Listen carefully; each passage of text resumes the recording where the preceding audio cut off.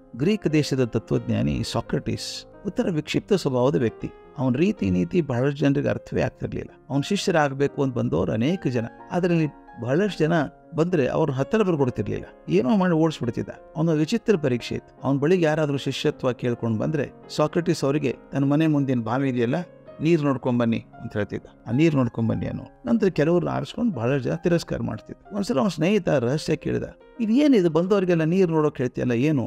Socrates ಹೇಳಿದ ಮಾತು ಬಹಳ ಚೆನ್ನಾಗಿತ್ತು. ನಾನು ಅವ್ರಿಗೆ ಬಾವಿ ನೀರನ್ನು ನೋಡೋಕೆ ಹೇಳ್ತೇನೆ. ಯಾರು ನೀರಲ್ಲಿ ಓಡಾಡೋ ಮೀನುಗಳನ್ನು ಕಂಡೆ ಅನ್ನುತ್ತಾರೋ ಅವ್ರನ್ನ ಸೇರಿಸ್ಕೊಳ್ತೇನೆ.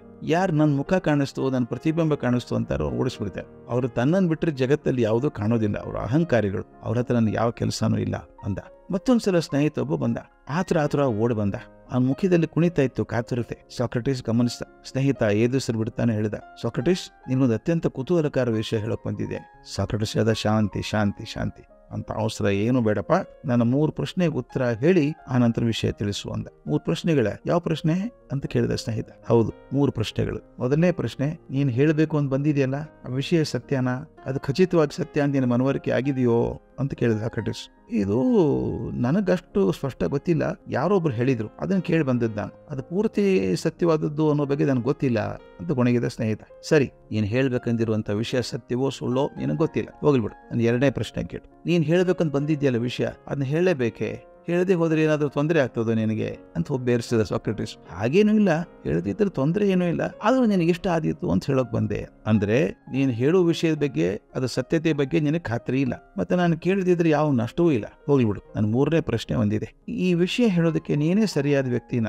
ನಿನಗದನ್ನ ಹೇಳೋದಕ್ಕೆ ಅಧಿಕಾರ ಇದೆಯಾ ಅಂತ ಕತ್ತೆ ಎತ್ತಿ ಕೇಳಿದ ಸಾಕ್ರಟೀಸ್. ಸ್ನೇಹಿತ ಸುಸ್ತಾಗಿ ಹೋದ. ಇರ್ಲಿ ಬಿಡು ಮಾರಾಯ, ನಾನೇನು ಹೇಳೋದಿಲ್ಲ ಅಂತ ಹೋಗ್ಬಿಟ್ಟ. ಈ ಘಟನೆ ತಮಾಷೆದು ಅನಿಸ್ಬಹುದು ಸ್ನೇಹಿತರೆ, ಅರ್ಥ ತುಂಬಾ ವಿಶಾಲವಾದದ್ದು. ನಾವು ಮತ್ತೊಬ್ಬರಿಗೆ ಯಾವುದೇ ವಿಷಯವನ್ನು ಹೇಳುವಾಗ ಈ 3 ಪ್ರಶ್ನೆಗಳನ್ನು ಒಡ್ಡಬೇಕು. ಒಡ್ಡಿದ ನಂತರ ಅದು ಪಾರಾಗಿ ಬಂದ್ರೆ ಮಾತ್ರ ಹೇಳ್ಬೇಕು. ಮೊದಲನೇ ಪ್ರಶ್ನೆ, ನೀ ಹೇಳುವ ಮಾತು ಖಚಿತವಾಗಿ ಸತ್ಯ ಇದೆಯಾ? 2ನೇದು, ಹೇಳೋ ಅವಶ್ಯಕತೆ ಇದೆಯಾ? ಅವಶ್ಯಕತೆ ಇದೆ ಅಂದ್ರೂ ಕೂಡ ವಿಷಯವನ್ನು ಹೇಳೋದು ನೀವೇ ಸರಿಯಾದ ವ್ಯಕ್ತಿನ? ಈ ಪ್ರಶ್ನೆಗೆ ಉತ್ತರ ಹೌದಾದ್ರೆ ಖಂಡಿತವಾಗಿ ಹೇಳ್ರಿ, ಇದು ಸುಮ್ಮನೆ ಇರಿ. ಎಷ್ಟು ಚಂದದ ಮಾತು ಸ್ವಾಮಿ ಇದು. ನಾವು ಯಾರೋ ಕೇಳುತ್ತೇನೆ ಯಾರಿಗೋ ಹೇಳ್ತೇವೆ, ಸತ್ಯವೋ ಸುಳ್ಳೋ ಗೊತ್ತಿಲ್ಲ. 2ನೇದು, ಹೇಳೋ ಅವಶ್ಯಕತೆ ಇತ್ತ? ಎಷ್ಟು ಸಲ ಆಗಿಲ್ವೋ ನಮ್ಮ ಜೀವನದಲ್ಲಿ? ಏನು ಹೇಳ್ಬಿಟ್ಟು ಅವ್ನು ಹೋಗಿ ದಯವಿಟ್ಟು ತಪ್ಪು ತಿಳ್ಕೊಬೇಡಿ ಸರ್, ಅವತ್ತೇನೋ ಮೂಡ್ ಸರಿ ಇರ್ಲಿಲ್ಲ, ಏನೋ ಅಂದ್ಬಿಟ್ಟೆ, ತಪ್ಪು ತಿಳ್ಕೊಬೇಡಿ, ಹೇಳಿದ್ದೆ ಯಾಕೆ, ಕ್ಷಮೆ ಕೇಳೋದು ಯಾಕೆ? ಮೊದಲನೇದು ಸತ್ಯ ಇದೆಯಾ? 2ನೇದು ಹೇಳೋದು ಅವಶ್ಯಕತೆ ಇದೆಯಾ? 3ನೇದು ನೀವೇ ಹೇಳ್ಬೇಕಾದನ್ನ. ಯಾರೋ ಬರ್ತಾರೆ, ನಾಳೆ ಆಫೀಸ್ ರಜೆ ಅಂತ ಹೇಳ್ತಾರೆ, ನಿನಗೆ ಹೆಂಗ್ ಗೊತ್ತು?